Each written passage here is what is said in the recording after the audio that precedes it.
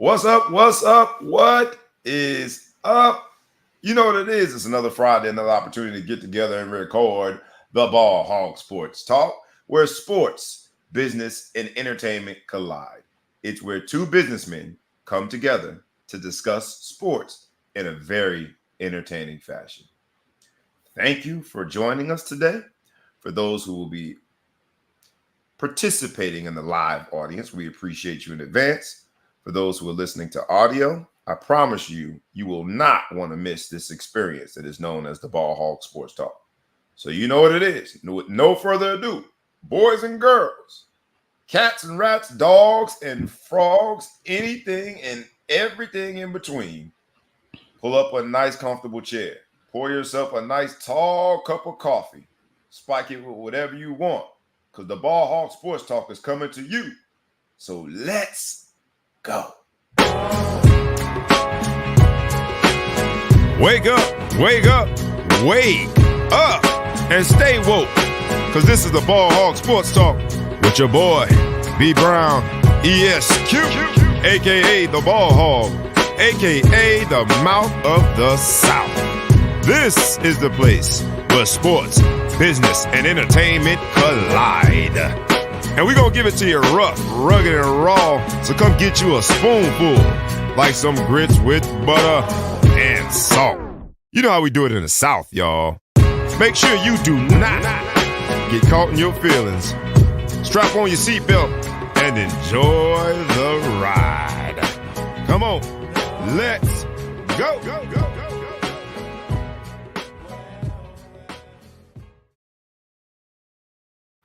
Once again, it's on. Once again, it's on. I get the distinct honor to be in front of this microphone with a gentleman, and I use that term very loosely. Yes, the man, the myth, the legend, thou who shall be intergalactically known and respected as. And when you say it with some bass in your voice. Make sure that you prop yourself up in your chair when you say his name. He is the Big Flow Show is in the building. What's up, my man? What's good? What's good? Just happy to be here. Happy it's Friday. It's football season. I'm kind of in my zone. You know, football season just keeps me energized. I just got to survive Wednesday or Tuesday and Wednesday, and I'm straight. And then you good. And then I got Thursday, Friday, Saturday, Sunday. Boom. I like it, baby. I like it. It has been an interesting week for a lot of us parents who are still, I mean, your kids are, you know, you got one that's already out the house in college. You have another who does your daughter drive yet? Man, my daughter is going to turn 18 on Sunday. She'll be driving. Mobile. 3 years. You living the life. She's been driving. Yeah, you living the life, man. For those of us who still are glorified and unpaid Uber drivers, taking our kids here, there, and everywhere. It's been an interesting week as we are back to business, as the show title is. The business of getting them to school, the business of navigating morning traffic, the business of getting them little dirty dudes to wash their face and comb their hair before they go to school. We back in business, man. I'm gonna just have to tell this, and I hate to be that guy, but it's gonna get a little worse for you before it gets better, because your kids are still young enough to, like, you can go and like watch what they're doing, or you're still coaching them what they're doing. So like, there's something there. The last straw, which makes this is the reason why people give $1,000 pieces of machinery, multi-$1,000 pieces of machinery to a 16-year-old and says good luck, is your kids come to that final age where it's not really cool to watch and you're not really coaching. So you just got to sit in your car for the hour and a half and wait for them to be while they take care of their business. Well, they take care of their business because it's too far to go home. If you don't have a little thing, or you could become an alcoholic, sit up at the bar. That happens. You can sit there a while. But chances are you're going to pull up in front of said event and sit there in the car for an hour and a half. And that's the worst. That means when they're 16, if you can afford it, here's the keys. Good luck. Good luck. Don't turn right on red unless it says you can turn right on red. Besides that, you call the insurance man. Look, how much? $100 a week? Right. Take it. I'm so tired of driving these people. $100 a week. A week. So I'm gonna take the liberty to make this right on red and go right to the topics, because I love that, but I'm also a little leery of it. The idea of giving both Not my there sons, yet. but I told especially you. my youngest son, some keys and saying good luck. That scares me. I got to be. Everybody got to learn for themselves. But everybody I out got there to be right honest. now that has a 16, 17-year-old that's been through the stage I'm saying, yep. Yeah. I got my daughter out of school on her birthday. She had her license before it wasn't even 16, hadn't even sunk in yet. Like, we're like, boom, I'll bring you back with the car. Here you go. Don't Get talk this to me anymore. license. Yeah, Don't man. call me no more. Don't call me. I'll call you. How Yeah, about that? we're good now. But what a great time, man. Because we're talking about back to business. And while, yes, the parents like myself, we're still in that interesting age group in grade school, it's the back to business of the chaos. There's a chaos. There's a business of chaos that is back to school. There's a business of selling kids, even because there was this whole notion out there that if you put kids in uniforms, it alleviates the problems of shopping for. That's a lie, because they outgrow the clothes. So every year you got to re-up on even the uniform clothes. And you can't double dip those. You can't double dip them. So there's a whole business around kids going back to school. But that ain't the business I want to pivot to. I got to pivot to the business of the big bad NCAA. What a great week of week 1 football. You see, I got my hat on. If I can, I'm going to take the liberty of starting in this episode of Back to Business. It looked like Notre Dame getting back to business. They took a team on the road, and when they got off the plane, when they got on the bus, when they finally, called it a season, they did so with the thing that is most important in order to win a championship. They came with a defense. What did you think? And they ran that thing. I thought it was a good showing. I think for them to start off in hostile territory, Notre Dame, I think historically has got a brand name schedule. People like to look in retrospect and say, oh, well, they wasn't shit. They wasn't this. Well, when we signed the contract, that was a formidable opponent. Right. And so, yes, we are playing Northern Illinois tomorrow. Yes, I will be there. Hopefully to watch the stats blow up and different things of that nature. But shout out to the MAC, man. Shout out to the MAC conference, North Illinois. Go get that bread. Shout out to my NIU Husky friends. I'm going down there with a bunch of NIU guys. They roll deep at NIU, man. They got a brotherhood over there. I like it. It's something to be admired, the way that they keep each other tight. Is that Greg Bryant's dad? That's Greg Bryant's dad, I think, should be there. We chatted up today. So rest in peace, Greg Bryant Jr. He's straddling the fence, you know what I'm saying? Because he got Notre Dame in his heart because of his son and NIU D lineman. So he should be up there. But there's a lot of guys that we're going to go check it out. Looking forward to seeing my Notre Dame brethren, especially. But it should be good. But I'm kind of hating because you live in proximity to Notre Dame. You can just get over there. I'm kind of hating, but I'm gonna keep it tight in the chest. I know, like I'm catching a game tonight that I'm just gonna bet it back tomorrow and catch one over there. You know what I mean? Just sometimes you just gotta do it like that, flossing. But I think that there's a chin that goes along with putting a Texas A&M with their $30 million. Oh, you was thinking about saying another body part. You went with chin. I got chin. It takes some chin or leather nuts, whichever one you prefer. To go out there and just say, "Hey, I'm going to go play Texas A&M in Texas in the swelter." The funny part is how thinking about sports, and I always talk about how people get paid so much money and there's so much money involved because we want to be moved emotionally. And when you're moved emotionally, you say some of the most ridiculous things. So I have a friend that went to Texas A&M. And he's like, we suck. You should be proud of that win. We suck. I said, that's what we're doing now?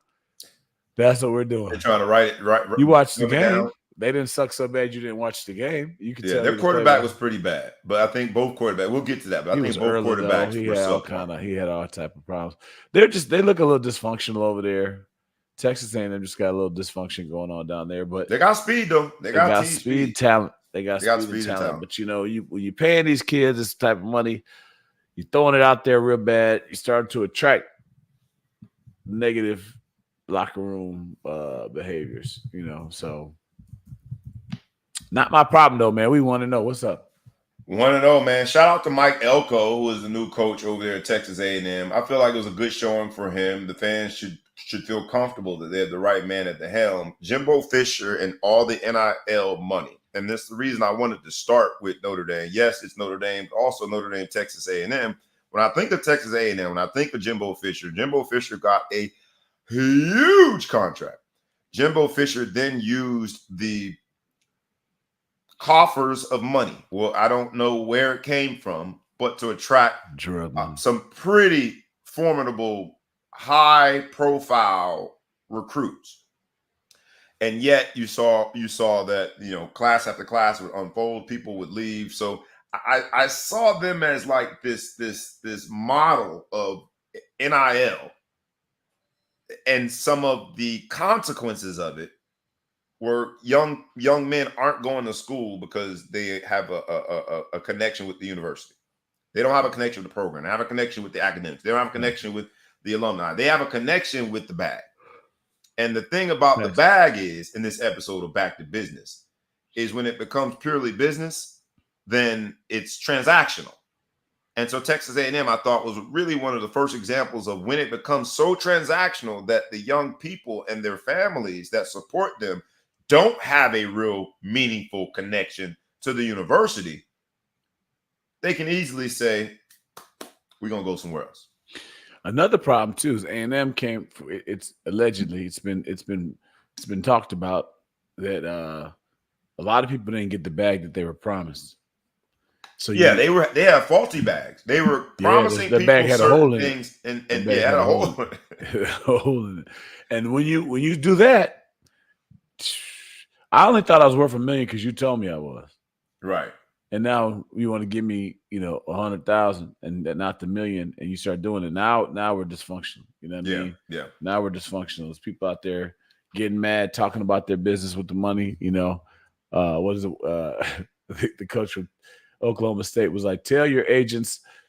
This must have been so bad. He's like, "Tell your agents to stop calling me. Don't call me." He couldn't even tell the individuals because it was so many of them. He had to go to the newspaper. He had to go to the papers and say, "Look, man, what's your viewership? I need to tell everybody stop calling me." Stop calling me. I do think that Texas A&M, and so we are prisoners of the now. Recency bias is on fleek right now because all of us, all of a sudden, including the experts, think our team, especially Notre Dame, this is the year. Notre Dame, I think, has now gone from, they started the season at 7, they're already in the top 5. This is the time for major overreaction. Yeah. So having said that, I'm having fun doing it. I got my Notre Dame hat on, brand new, spanking new out the bag Notre Dame hat on. So but I admit that I am a prisoner of the moment right now. Having said that, there's another university that plays in Tallahassee that on this past Labor Day weekend, Labor Day night to be exact, a team that started the season ranked number 10, a university that is proud to talk about their football program and its prowess, a program that felt that they were shunned last year when it came to being in the Final Four. That program, Free Shoe University, Florida State, if you will, the Seminoles, I don't want to overreact, but how dare I not? They lost again to a very, very well-coached Boston College team. Shout out to Boston College. They look good. Bill O'Brien's first. Hey, you 0-2, and it's just week 1. And it's week 1. You in the negative, right? So you leading the nation in losses. Nobody has 2 losses. Here's the worst problem that Florida State has. Not only are they 0-2, but they're 0-2 in the conference. Georgia Tech is ACC. Boston College, if there was a draft, ACC. y'all would have first pick, but there's no draft. They are 0-2 in the conference. Now, look, I threw it out there last week with a very spirited conversation that if Coach Prime at some point even answered a Florida State booster's call or responded to a simple text, you better believe that everybody's going to start getting on this Coach Prime train. Now, a week later, Now another loss later. Now another ACC loss later. Now another example of how DJ seems to be inept as a quarterback. How the defense can't stop nobody. I mean, Bill O'Brien ran up and down the field. That defense was supposed to be the heart and soul of the team, and they can't stop anybody's rushing attack. Now I'm going to put gas on the fire. Mike Norvell's in trouble. And the only thing that has saved him so far, that we're going to get to, is them UF Gators, because they look worse. But Mike Norvell's in trouble. Coach Prime is automatically the candidate in the spotlight to take over when Mike Norvell ultimately meets his fate, which is probably going to be one of them tap on the shoulders. Coach needs your playbook. You're going to tap on the shoulder. Athletic director need that key back. He in trouble. I don't think there's any other way to say it. 0-2 in the conference. Mm-hmm. Week 1, you're 0-2. You were the number 10 team in the nation. You made this big stink about how the committee didn't get it right because they didn't include you last year. People opted out, and we saw how transactional it was. Back to the business in that bowl game. And they made you tap out by the third quarter. They had you all in the chokehold in a bowl game that was still your chance to show we belong. And now that particular bowl game was the first of 3 very ugly losses. It is kind of funny because I was with you for a second and then I just thought about it. This dude was in the playoff conversation last year. Undefeated, great season. 2 games in, suddenly we talking about he's on the hot seat. Football is amazing. Amazing. It's amazing. No, you know why? Because it's business. It is. And what we've got to admit is on the couch in somebody's basement, watching that game is a 5-star recruit. And so you've got to make quick decisions or it just starts to spiral on you. But and now that moment that you had to make the decision when you didn't take advantage of it now means you got 3 bad recruiting cycles. That's how quick it happens. It's business. It's quick. But he probably got an extension last year. He probably did. That's funny money, man. They'll write that off. That man draws is hot. He's on the hot seat, bro. Officially.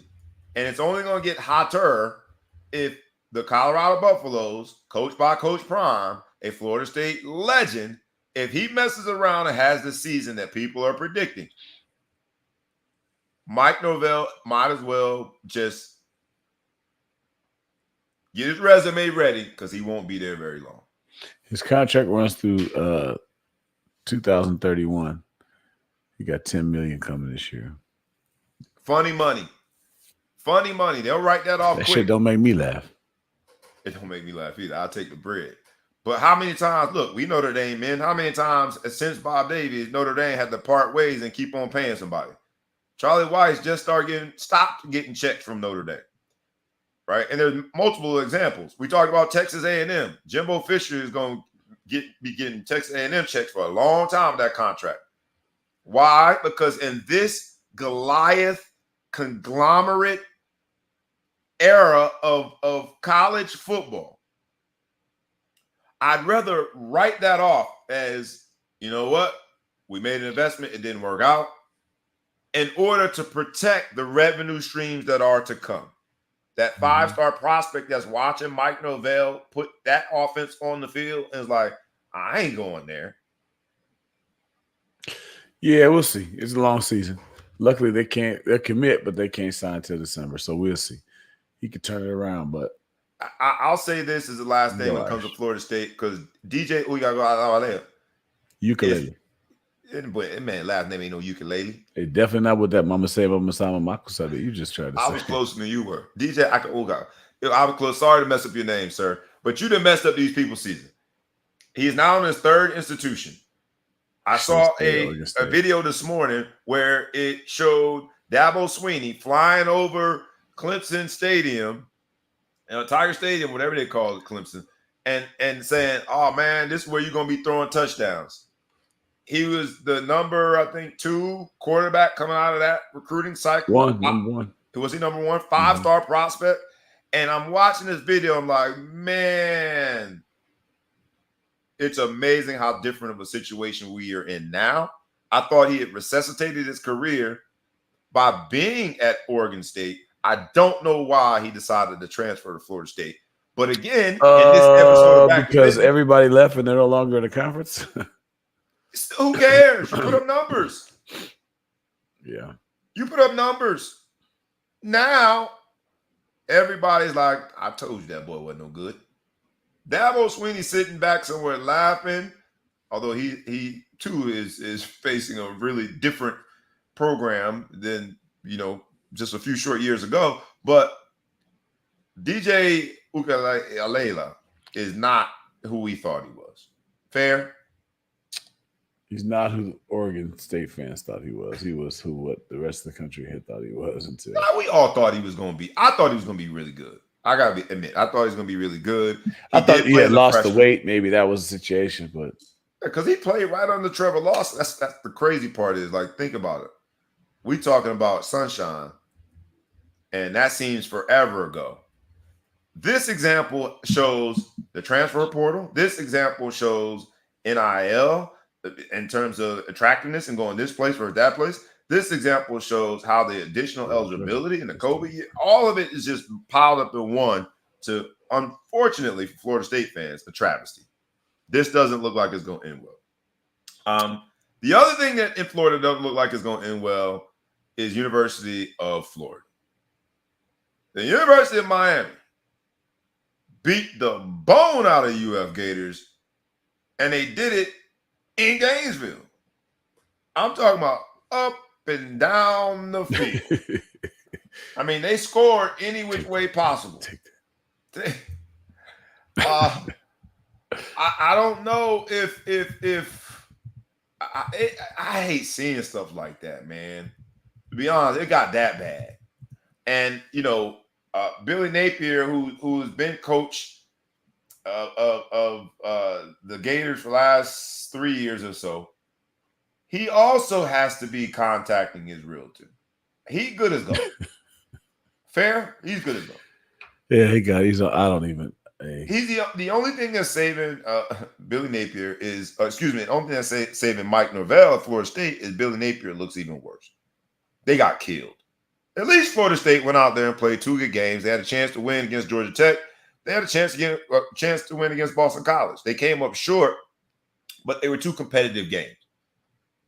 To get dog walked at home in the season opener, when you've known that was your opponent for every single workout, every spring practice, every fall practice, you knew who your opponent was. To look that ill-prepared in week 1, right? Like, what are we doing here? What are we doing? Not enough. Not enough at all. And he doesn't even have the excuse. Like, some people like, well, it was a new system. They had a new coach. No, Cristobal's been at Miami. You look like you did something happened and the film room got contaminated. You couldn't watch film. That looked bad. And in the state of Florida, where there's a constant tug of war for the state champion, you've got Miami head and shoulders above everybody else right now. Florida State in the next category, because while Miami looks good in week 1, recency bias, all right, Florida State was arguably and probably should have been in the Final Four last year. I don't like what they did because of the injury. I agree with Mike Norvell there.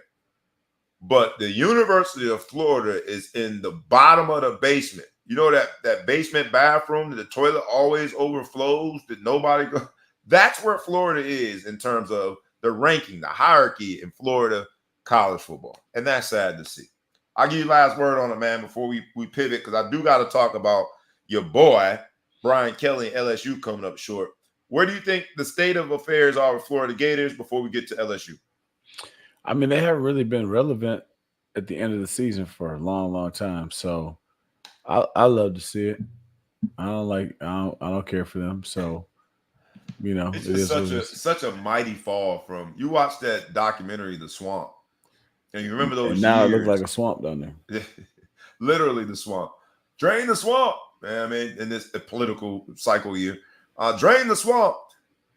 It looks bad. I feel bad for the Gators fans because they are good fans. Mm-hmm. That atmosphere there, go Gators! It's a really exciting place to watch a game. Shut their ass. Miami did indeed do that. Shut their ass up. Third quarter, you see people walking out. What used to be Ben Hill Stadium. I don't know what it's called. I don't know what it's called now. It's called Miami Stadium now. It's the U. We just go nickname this the U. An interesting time for Florida football. All right.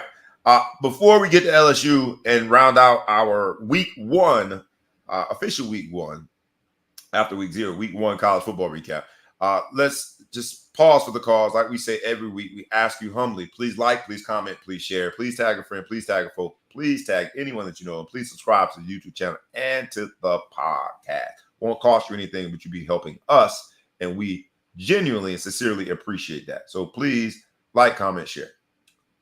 LSU now. When you think of college football business in this episode of Back to Bizness, and you think of just how mobile the players are. They're here today, they're gone tomorrow. You didn't get the NIL deal that you wanted, I'm out. The incoming freshman is getting more reps than you, I'm out. They told me in this recruiting cycle they weren't going to bring in a quarterback. They brought in a quarterback. I'm out. As the fans, especially the old ones like you and me, get all cranky about it, what I have to at least acknowledge is the example has really been set by the coaches.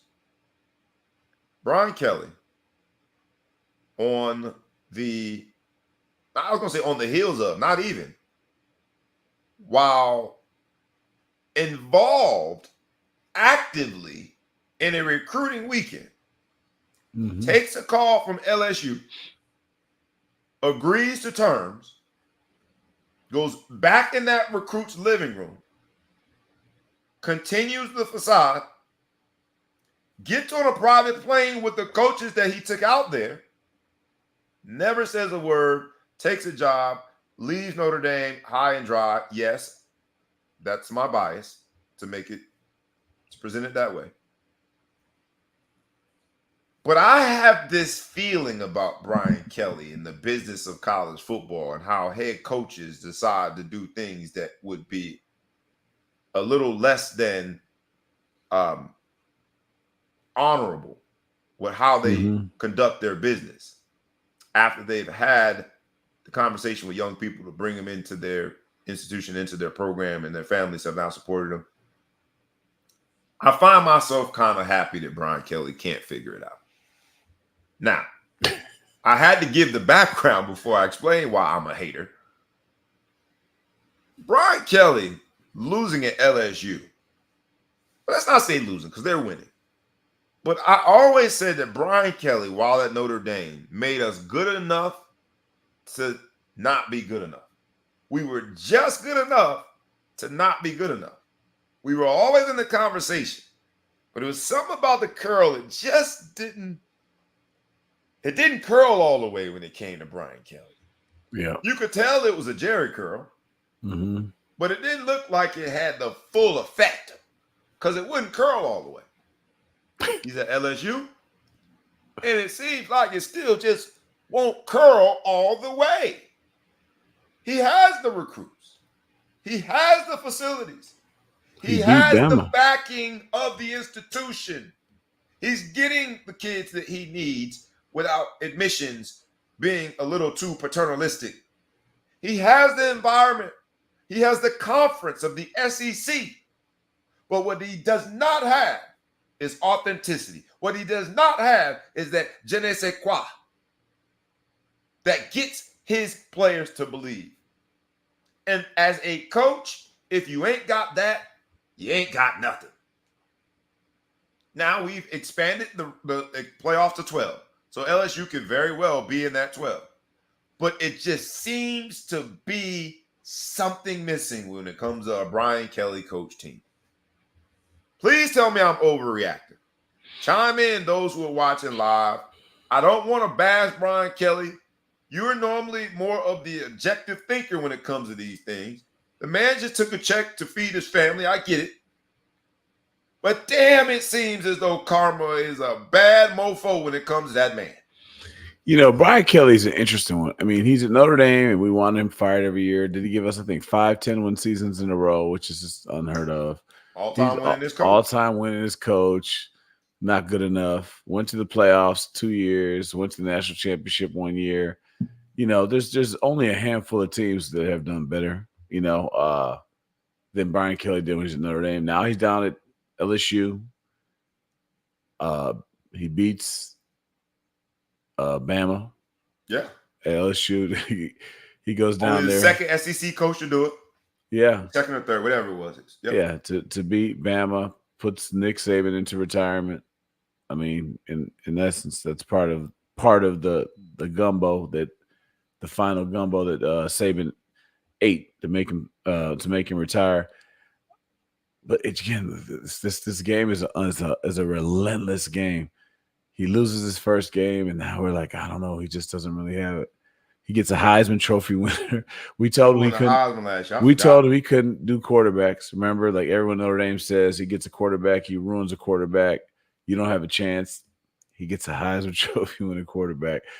It's so crazy because, like, in so many ways, he's doing a fantastic job at LSU in so many ways. But you lose to USC, it just spoils the whole bunch. It's just terrible. It's trash. Throw everything in the garbage disposal. So I don't like him as a person. I don't like him, whatever. But like, it's so hard when you look at his resume to say that his resume is trash, and that's what his resume doesn't have though, Flo. Like, and here I'm gonna back up. I'll take a few more steps. I didn't like how he came to Notre Dame. Why? That Cincinnati team that he was coaching, he basically left them like a thief in the night to take the Notre Dame job. Now, if you compare Cincinnati, who was Group of 5, to Notre Dame, you take the job. But he left them hanging with that bowl game. That was their undefeated season. I didn't like how he came to Notre Dame. Oh, well, you're the same guy that likes probably keep talking about Prime Line 1. Prime Line 1, but I know Prime ain't gonna leave them boys like a thief in the night. How you get him is how you lose them. That's the problem with some. Let me look in the camera. Where's camera 1? Okay, let's look camera 2. Do camera 2 today. Do camera 2. Okay. Let me impart some wisdom on these young fellas. When you get in that high school, give you some church, or at that college, and it's a certain young lady that you like her fragrances and all that, but that young lady is dating somebody else, make sure that you don't necessarily violate the code, because how you get them is how you lose them. And Notre Dame got Brian Kelly in a way that I thought was yeah, we benefited from it, but we lost in the same way. You got to be a dirty, rotten scoundrel to be in the middle of a damn recruiting trip, to get back on that damn private plane with your coaches and not say a word, to utter a single syllable to let them know what's really going on. You got to be a dirty, rotten scoundrel for that. So I don't know, man. It's just something about him, bro. Yes, he's winning. But the thing that is glaringly apparent about his resume that you very well acknowledge has a lot of dubs on it. How Jameis Winston, he eat dubs. He getting dubs. It doesn't have a championship. It doesn't have a championship. He's had the teams to do it. He's had the support to do it. He's had the momentum to do it. When it comes to the big game and the biggest moment, Brian Kelly seems to come up just short. The curl just doesn't curl all the way. That's all I'm saying. I just think he needs to act better, and he'll be straight. At the end of the day,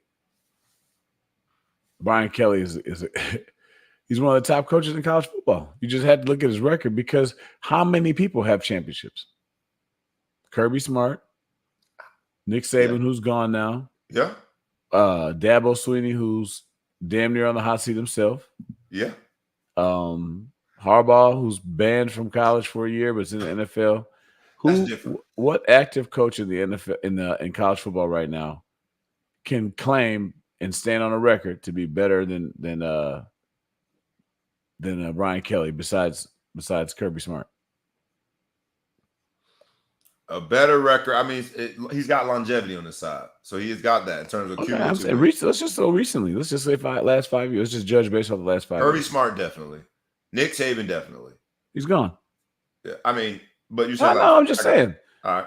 Last 5 years. Who would you? Because my next question is, assuming Saban is going to stay retired. Like, if we're not from USC, Lincoln Riley. No, not even close. I bet he does. No, he does. Not even close.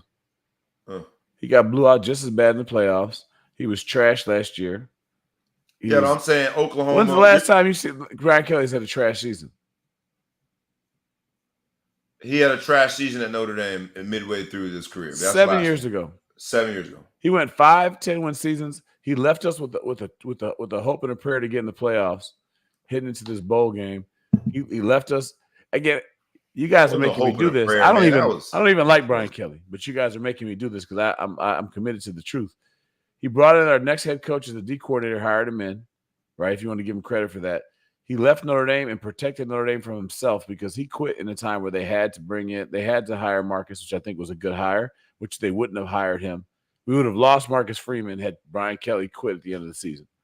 Because we wouldn't have hired him, and he would have got picked up by somebody else because Notre Dame would have fucked that up. LSU was trying to get him as the D coordinator, but I get where you're going with that. But we would have fucked that up. They brought in your boy who dissed us and shit, Tommy Reese, but whatever. Tommy Reese is Tommy Reese. He's gone, but we found somebody out there that, wasn't too hard to replace. So we're getting recruits left and right. We're doing different things there. Brian Kelly built this. Oh, no. Brian Kelly built this. Here's where I think that who built it then? I think that it Newt Rockne. Are we still giving Newt Rockne all the credit? No, when you say built this, you mean the current program. The current state of affairs that we have going on there. Brian Kelly built the foundation to get us in this situation. He got jumbotrons. He got turf. He got all kind of different stuff going on over there. I'm giving him too much credit. Yeah, you're giving too much credit. Why? Because I'm willing to give Jack Schwarber. I'm willing to give the athletic director his props. When people were saying we were irrelevant, and I was running out of shit to say until Brian Kelly got there. We had been ever since Coach Holtz left. We have been completely irrelevant from football. Not irrelevant.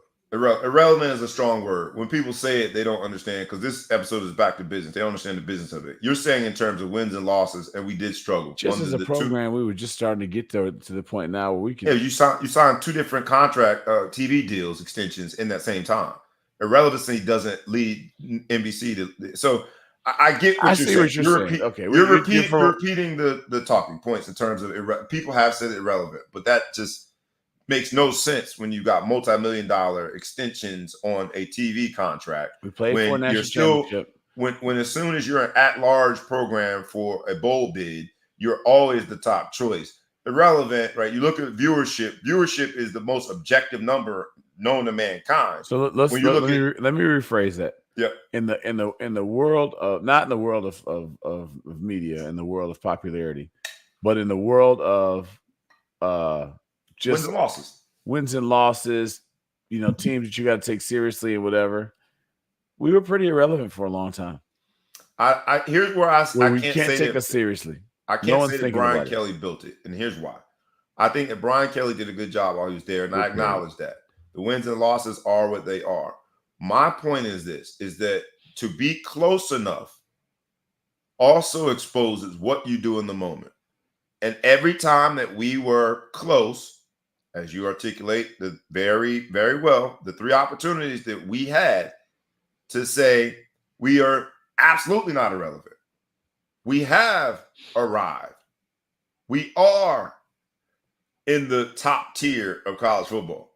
Every time, not only did he lose, we got dog walked. We got embarrassed. None of them were close. None of them. And so what I'm saying is that's not normally a reflection on your talent, because the talent is what got you into the position. That's a reflection of young men not believing in their leader. being ill-prepared, being distracted, being motivated by something other than the man that is leading you to that point. And I would argue that Brian Kelly did lay the seeds. I won't say he was the only person, because I want to give Jack Swarbrick and that whole athletic director, he was the athletic director, but that whole athletic department, give them their flowers, because they did a phenomenal job. The Jumbotron, you look at operations, the game is a lot more lively now, how they're trying to welcome former players back. You got to give the athletic department their flowers too when it comes to that. But I get what you're saying. And I want to give him credit. I do want to give him credit. So it feels a little tongue-in-cheek to say it, because I'm giving him his credit while also holding him to a standard. But if the standard is the standard, then that's the standard. And he was woefully short of the standard when it came to being in the moment, taking advantage of it, and winning the big game. When it's all said and done, we can look at his record till the cows come home. In every other aspect of sports analysis, the word championship comes up. What did you do in the big game? It's tough. It's tough. It's tough. Would you say LSU, if you take out the Joe Burrow season, the one season with Joe Burrow, would you say that they're in better shape now or before? They've had, because I liked them the iteration before that. I mean, you had Nick Saban was there at one point. No. That's not that far. How far back? When they got rid of Mudmouth. Coach O. Yeah. But Coach O's run was pretty good. I think Coach O had one good year. That's a hell of a year, though, bro. They're fantastic year, one of the best teams ever. Football. Yeah. And so my point is this. Those dudes didn't all get there that year. Brian Kelly beat him twice. Coach O, you mean? I think it was Coach O both times. In the bowl games, he beat LSU twice. Now he came down to LSU and he beat Bama. I mean, you got to give him a little credit, man. Yeah, I give him credit. Not everybody can win every game, man. Not everybody's going to do that. So do you think when it's all said and done, right, his record is what it is, do you think Brian Kelly, if we're saying he's a stock in this episode of Back to Business, are you investing in that stock? Is that a growth stock? I'm going to buy the stock right now, because right now the stock's going to be a little low because they lost to USC. We're going to find out in the next 3 weeks whether that was a horrible loss or not. Right? That's kind of how it works. Week 1, we thought Florida State was a top 10 team, and now they're 0-2. Last place in the conference, leading the nation in losses, and they were top 10 teams. So we don't know if USC was a good team or not. We have no idea. We just know that they're better than LSU. Or they were better that night. And that's the part where I qualify and say they were better that night. That's where I have trouble really. I will acknowledge the success that Brian Kelly has. I have no choice but to. And his win-loss record is impressive. But that's where I'm having a problem, because it's always in the biggest moments that somebody was better than them that night. And you look, and the reoccurring theme is like, you must be the problem, bro. Because it's no longer. Let me pause you there. Go ahead. So what's the solution? Who are we going to get that's going to be better than him? And that's the problem that I have with college football expectations is everyone's judged against Nick Saban and how he was doing, and Clemson for a little run, and Kirby Smart. But I'm saying it's such a short list. I'll say, okay, fire him. You know what? You're right. He can't win the big game. You're right. He can't win the big game. I'm not saying that. Who are we going to put in there? LSU would be out their damn mind to fire Brian Kelly for all the money they spent. I'm not saying Fuck the money. This is who's going to do a better job than that? Who would you want to see in his place? I mean, I personally, see if you can use two hands, but I don't think you can. Oh, count the number of coaches that you would rather see in there who you think would do a better job. Tough to say, but that doesn't mean we can't have this. This is a referendum on Brian Kelly. Yeah. I would arguably, I think Marcus Freeman, when you look at his moments and his big moments, has done better than Brian Kelly. And so you would hire, you have take Notre Dame out of it, whatever, it's going to do something else, a new school. You would say the last two people are Marcus Freeman and Brian Kelly. And based off of what you've seen, you would say that that's a no-brainer hire to hire Marcus Freeman. I wouldn't say that, but here's what I'm telling you. That's not the conversation I'm trying to have, who should hire him or not. Okay. I'm just being honest when it comes to this is a barbershop locker room conversation when it comes to whether or not I believe in that man to lead us to win games. And what I'm seeing is that his players don't seem to rally around him in the big games. It just now LSU is great. They've made their bed. They got a lie in it. They gave him all of that money, and they don't. It's not to the point where it's not a Billy Napier situation where they got to replace him. So he'll be at LSU. But if I'm being honest, I just don't think that they're going to win at LSU because he doesn't have the same excuse of we can't recruit team speed. He doesn't have the same excuse as, well, we're not in a conference. So he doesn't have the same excuse as, and maybe LSU's admission standards are tough, but I'm going to go on a limb and say Notre Dame's admission standards and how they take pride in it are probably a little tougher. He doesn't have that excuse anymore, how that undermines his recruiting effort. Without those excuses, I still see the same man. And the record in big games, if we just compared those two, Marcus Freeman versus Brian Kelly over the last 2-3 years, is the win goes to Marcus Freeman in big games. Mm-hmm. And so I'm just really, I think Brian Kelly is it's going to be a case study about him one year or something in business schools, man, because he has been good enough to always make his teams good. I don't think he has been good enough as a coach, as a motivator. Yeah. He has not been authentic enough with the players such to make them great. And you win championships when players are great, not good.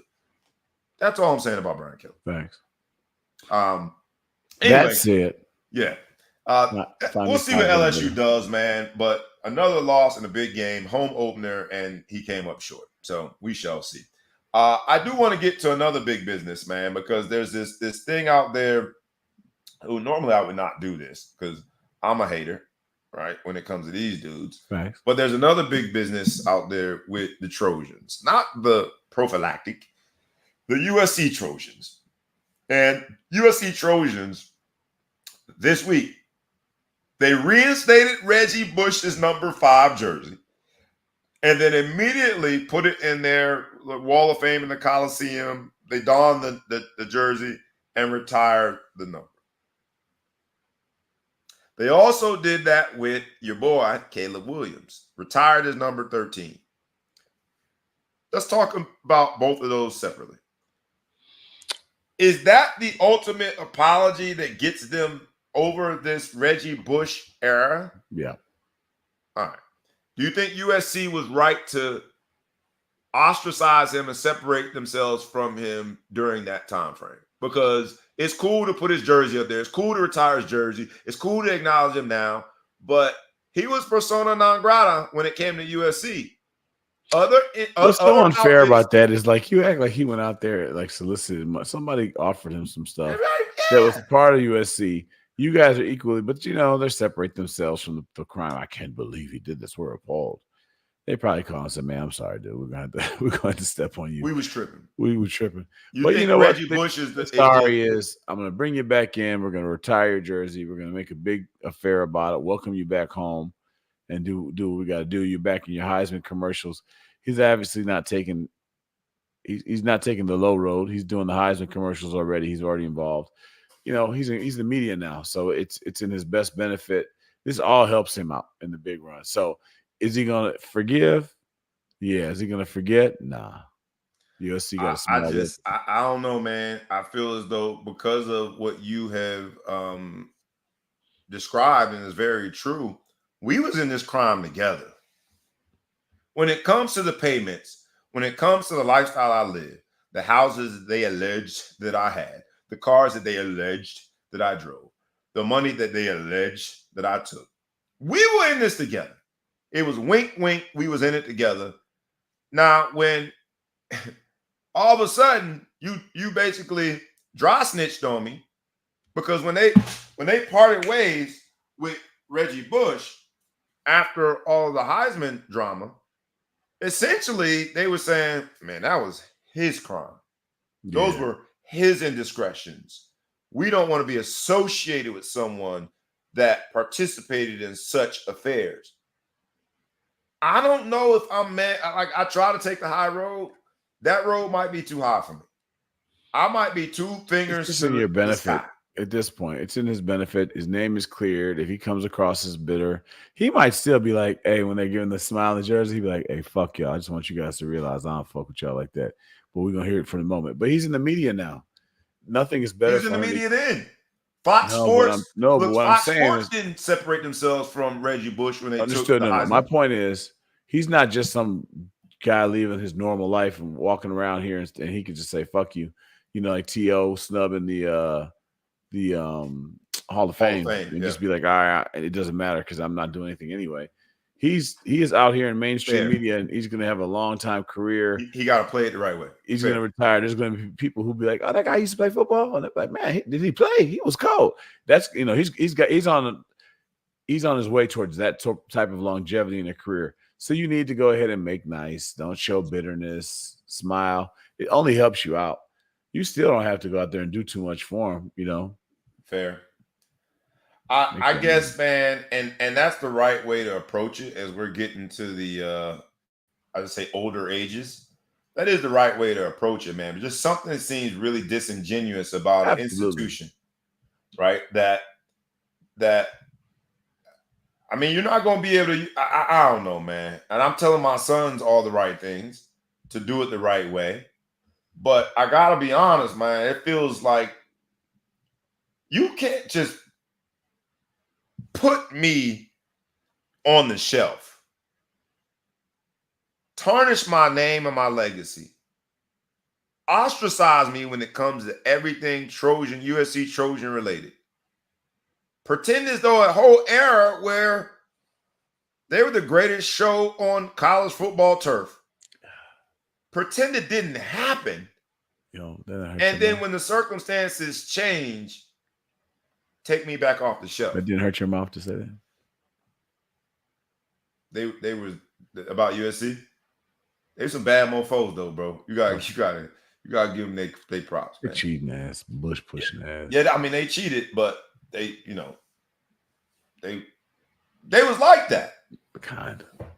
They was like that. Something like that. So to see this, right? To see this where they just put him back on the dais there in the Coliseum, it just doesn't seem right. All right. Fuck out of here. Spit on them. Right? So I don't know. You're right. Reggie Bush is making a good business decision in this episode of Back to Business to get back to the business of being the Heisman Trophy winner there at USC. But so is that the year they won the Heisman then? Because why are they showing 22 for Caleb? It must not be their last year. This is their Heisman winning. Yeah, I think he won it in 2022. Yeah.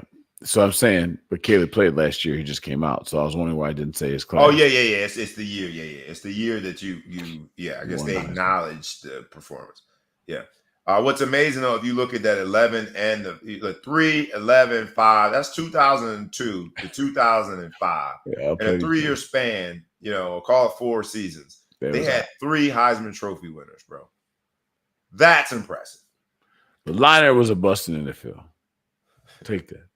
Take that. I like that. He's like, I ain't gonna let you get that off. But Liner was a bust. Shout out to USC, Reggie Bush, and whatever y'all got going on. But you ain't gonna kick me out the family photo. And then when I get my life back together, invite me to the family reunion. Where were you when I needed you? That's all I'm saying. They had to, schools have to do it, just like they had to vacate the wins and all that kind of bullshit. They got to act like they care. Act like they care. Do you think it was too soon for Caleb Williams to get his I do. Something seems weird about it. Like, it needs to age a little while. We need to give him a chance to he ain't got no stanch on it yet. Boy, just finished playing. Give him a chance to be exposed for his misgivings and all the type of stuff he's been doing. Like, live your life pretty decent before we just start retiring stuff. You don't retire that quick. And even in the NFL, you got Hall of Fame. You got 5 years. You got to be out. Why? want to make sure you're gonna be all right. They Gonna want to be make all sure you don't stink up the joint. Yeah. What do you think about Caleb Williams? Let's look forward then, because Caleb Williams is now playing for another. I knew you was going to be looking to see how I was going to finish that sentence. For another business. I was going to say NFL. I wasn't going to talk about the ratchet team that he played for. I mean, who drafted him? I forgot who drafted him. Caleb Williams is now going to be moving on to the big bad National Football League, playing for the team in Chicago area that goes by the Cubs. What are they, the Cubs? The Chicago Cubs? Man, whatever Bears. you want to call them. The winners. What do you think about Caleb Williams, man? Of the Midway, huh? Already a captain. Already deemed captain. I know. That's soft. I don't like that shit. They got the Notre Dame quarterback as the captain. You just got I don't like that shit, man. Johnny come lately captains. I haven't been a Caleb Williams fan, but I'm rooting for him. You know what I'm saying? So like I feel like he's soft, and I think when times get tough, he might be soft, but he's looking good. I mean, I think we have a whip this year. I think we have a whip. We could do some things. I'm thinking 10-win season. Say that one more time. But this time, say it with some truth in your mouth. What you say? I see a 10-win season. Man, you're gonna get your eyes checked. That's my chest. 10 wins. Remember we're 18 games now, 17 games now. That's still 10-7. Yeah. That's 3 games better than 500. And I got a possible. Man, you gotta stop smoking before the show, man. I got low diamonds. You gotta change the strain. I got low diamonds and a lot of spades. It's possible. So Caleb Williams, the one who was so soft and buttery that they retired the number right away. So soft and buttery that they had to make him a captain of the Bears right away. So soft and buttery that he was crying in his mom's bosom after a loss. So soft and buttery that he got every doggone fingernail painted. That Caleb Williams, you telling me, is going to lead this team in his rookie year to a record that is +3 on a 500 scale. That's what you're telling me. I don't really like how you put it, but yeah, that's what I'm telling you. I think our defense is good. I think we have weapons on offense. I like your receivers. Running back. We've got great receivers. Our tight end is fantastic. We shall see, man. But what a time to be alive. You watched the game last night. I did. NFL, man, this is why the conspiracy theorists out there, think that the NFL has a contract with the devil. How could you have such a great opening weekend? You got the 2 premier young quarterbacks in the NFL right now. Lamar Jackson playing Pat Mahomes. And it comes down to literally a toenail. If that young man, Lively, wears a size 10 versus a size 13, that's a touchdown, and they're going to go for 2. I love the fact that John Harbaugh is going to go for 2. By the way. He's going to want that. We're going for 2. All right. Quickly, what did you think about the game? Quick overview of the game for those who watched. I thought the game was good. I was. If I was a Ravens fan, like Rabbit, I would say that Lamar would just give me stress. Because he'll do some really weird stuff, some bad balls and craziness. Then he'll throw one touchdown pass that, like, behind the back. It's crazy, man. He's inconsistent right now. He can get loose. I don't know. I think I wouldn't be surprised if we see those teams in the AFC Championship, not knowing what anyone else looks like, but I wouldn't be surprised if there's a repeat in the AFC Championship. So at this point, that same Lamar Jackson is 1-5. 1-5 against Patrick Mahomes. While he is a 2-time MVP, Lamar Jackson, NFL MVP. He's 1-5 against his contemporary. So that's Michael Jordan being 1-5 against Dominique Wilkins, Isaiah Thomas, or that's LeBron James being, 1-5 against Kevin Durant, or whatever the case might be, Steph Curry, right? You're 1-5 against your most notable foe or opponent.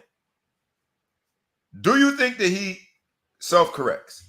Because the penultimate, we're going to talk about the final play where the throw was accurate, the movement in the pocket was amazing, and the game came down to a toenail.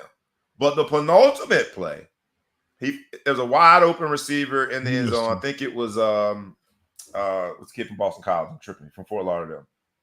I can't think of his name. Number 4 from Boston College, Zay Flowers. Zay Flowers is wide open, and he misses him by a mile. Those two plays are within 30 seconds of one another. Who is he? Is he the penultimate play where he misses a wide open receiver by a mile? Or is he the final play where he has an accurate throw while balancing himself in the pocket? And which one of those is going to supersede ultimately the legacy of his career, would you say? I think he's going to do more of the great plays than the bad ones. I do think the bad ones start to correct themselves a little further in the season. He throws bad passes. Pat Mahomes throws bad passes too. But he wins Super Bowls. He wins Super Bowls. And in bunches. In bunches, Jack. If they pull out this three-peat, which has never been done before, Patrick Mahomes is going to go down. He immediately is on the Mount Rushmore of quarterbacks. And to be able to say that with a straight face feels crazy because he's still so young. But if they are able to pull off this three-peat, which will only happen because of his ability to make plays, that's what we saw in that offense last night. Patrick Mahomes is the engine. He's the engine for that offense. No disrespect to the coordinator or the head coach. He's surrounded by good coaches and good players, but he is the engine that makes that thing go. If he's able to do that this year, he's immediately in the Mount Rushmore of quarterbacks of all time in the NFL. And I know people might say that that's recency bias, but he would have had, at that point, he officially has done something that no other quarterback has done. Ever. He's pretty good. Whoever says different needs to smoke one. He's pretty good. He's pretty freaking good. My man John St. Brown, who has his own podcast, talked about track not being a necessary complement to football. I couldn't disagree more. After watching that reverse with Xavier Worthy, he looked as though he was moving at a different speed. And it looked effortless. I'm like, yo, am I watching the Olympics or am I watching football? It looked. He came up that curve and he was by lane 2. He ran the 200. Yeah. But great game. NFL, if you got this deal with the devil, God bless you, because there's no way in hell, with all the expectations that I had leading up to that game, there's no way in hell that I thought that the game would still surpass and exceed my expectations. And it did that exponentially. What a game. Welcome to NFL season, baby. The Browns will win the NFL Super Bowl this year. You heard it here first. If you bet it and you win it, while the odds are in your favor, my friend, just slide your boy $1 or $2. That's all I'm saying. Let's go home with this, man. NCAA eligibility changes. Give us a quick recap. I know you've looked into this. That'll be your Ball Hog Spotlight moment. I'll do one, and then we're going to get out of here. Tell us about this NFL. So it's interesting. And I got a shout out to my friend Dan McGuire because he called this about a month ago, 2 months ago, maybe. If you look at how good college football has been lately, with all these old ass players that we have in here, all these senior citizens, you got Bo Nix, who played 4 years at Auburn and 5 more years at whatever. You got this tight end at Miami who scored his first touchdown, I think, in his 9th year. You got all these different people doing something, but the product has been better. Like, you just have got better football all the way around. So he said, pretty soon, and again, I got to give credit where it's due. Pretty soon, watch, they're going to start giving guys 5 years of eligibility because they like these older players. Well, now they have it on the table where they're going to give people 5 years to play 6. You'll still get a redshirt year, but you'll get 5 years to play. What they're doing right now is they're stalling because they want these COVID guys to graduate out so that they don't get like a 9th year. You know what I mean? But he wants those guys to get out, but he's trying to give everybody another year of eligibility. Yeah, which I think this is the last year. We should be done with COVID people this year, so they want the rule to take effect. They want to disqualify the COVID people. They want to make sure that they don't get the extra year because really that was bullshit. They got this year that everyone else didn't get. But now they're trying to give that to someone else. Well, I'll be happy as hell, which would mean my son's a true freshman right now. And he's 3 more years, and he's going to graduate in March and have 3 more years to go play football. That's fantastic. I'm all over that. That would be a great circumstance for him because I'm seeing what it does for so many people in the lives that, kids on our team We got our leading receiver now. He scored his first touchdown ever in his 5th year. Now he's in his 6th year and he's leading the team. You know, actually 2 of our leading receivers on our team were, scoring their first touchdowns in seasons that they shouldn't have. You know what I mean? Right. Or I guess penultimate season, but it would have been their last. And now they have NFL life. Now you saying the Northwestern Wildcats. I'm calling I'll make sure I qualify. I knew what you meant. I want to make sure they But you're getting these guys that are out there doing it. So I think that it answers a lot of questions. So if you look at, we reported on this weeks ago, they increased the number of scholarships in every sport, and they put a hard cap on the roster. So now college football has a Freudian slip. It's the same thing. It's little NFL now. So all that money had me mixed up. Yeah. NCAA football has 105 scholarships. It's also 105 roster limit. Whereas before, in my day, there was 92 scholarships. They dropped it down to 85 scholarships. We saw some parity from that. So you saw a lot of schools getting more talent. There was a big parity push whenever it happened. I'm not sure what year that actually happened, but you start seeing those extra 7 guys on the benches. Just in the Big Ten alone, that's 100 guys that are not in the Big Ten now. They're moved on to different programs that would have rolled their career out on the bench, not played. These guys are moving different areas with not a perfect science, but that's kind of how it worked out. Now they're going to 105. So I'm like, okay, you're going to shelf all these other kids. You're going to suck all the talent out of the system. It's going to be bad. Well, now you're going to get these guys, instead of going and giving previously what you would consider a walk-on talent, a scholarship, or getting more high school guys a chance, what they're going to do now is they're going to say, we're going to give it an extra class. Well, think about how many things that answers. Graduate school, other than like teachers, graduate school attendance has been way down lately. People are not getting master's degrees anymore. So now you get more guys that can get their masters. You're filtering some of that money and bolstering some of these grad schools with student athletes, because this will not just be football. This will be everybody. But then also, with all the transfer portal guys, less than 30% of people who are in the transfer portal ever graduate. Right? They run out of eligibility before they get their classes done. Famously, the quarterback that was just at Georgia, the guy that came out, the one that was always getting in trouble, he was in school 6 or 7 years, never graduated. So I think you address it where you're going to get a little bit of a higher graduation bump because, one of my son's friends transferred from Ball State to Howard, and Howard didn't recognize a lot of the Ball State courses, so he kind of had to start again. Luckily, he early enrolled, so it kind of gave him a head start. He's in a good place. He's going to have a great degree, but unfortunately, classes don't transfer. Guys transferring 2 or 3 times are going to have that problem a lot. So I think it solves a lot of problems. Yep. I'm happy for it. I think it'd be great to do it. I just want to get rid of these damn COVID kids first. I'm so tired of these COVID kids. Good stuff, man. Hey, that is how you do it when you got the spotlight, my brother. You will keep us well versed when it comes to this eligibility increase. My ball spotlight moment, I'm going to go with tennis, man. The U.S. Open. That's right, tennis. I know some of y'all are like, man, they don't talk about tennis a lot on there. I'm talking about it today because this will be the first time in a long time that we have American in the U.S. finals, U.S. Open finals. You have Taylor Fritz playing Francis Tiafoe. Francis Tiafoe is a brother, so I'm a little more interested than normal. And we'll see, but it'll be the first time that an American has been in the finals since Andy Roddick in 2006.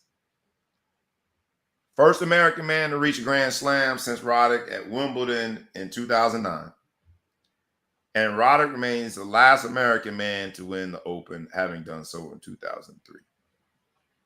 Pop quiz. Who would you say? Arthur Ashe. What? U.S. tennis players, men tennis players, rank them. Who would you think would be the best tennis players? Right now? No, all time. Of all time. Yep, pop quiz. Because the Andy Roddick thing made me think of it. I would say John McEnroe, Andre Agassi, Arthur Ashe, Andy Roddick. Yep. Forgetting somebody.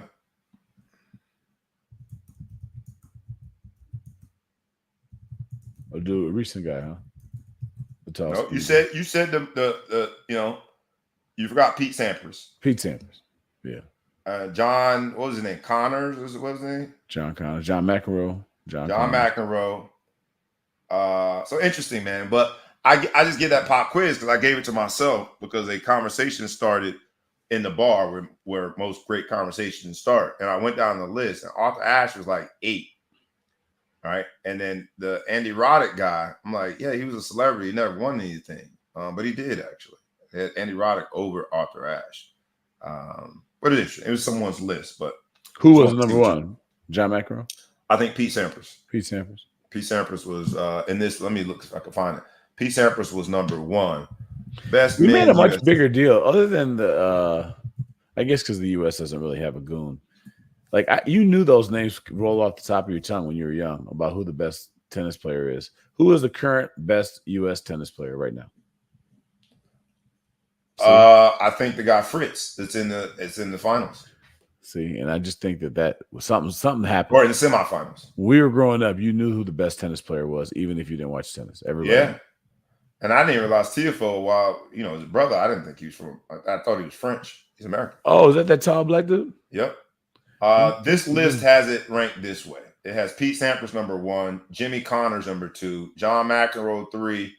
They have Andre Agassi 4, Bill Tilden. You going back to 1912 to 1946. He had a 30-something year career. My grandparents weren't born yet.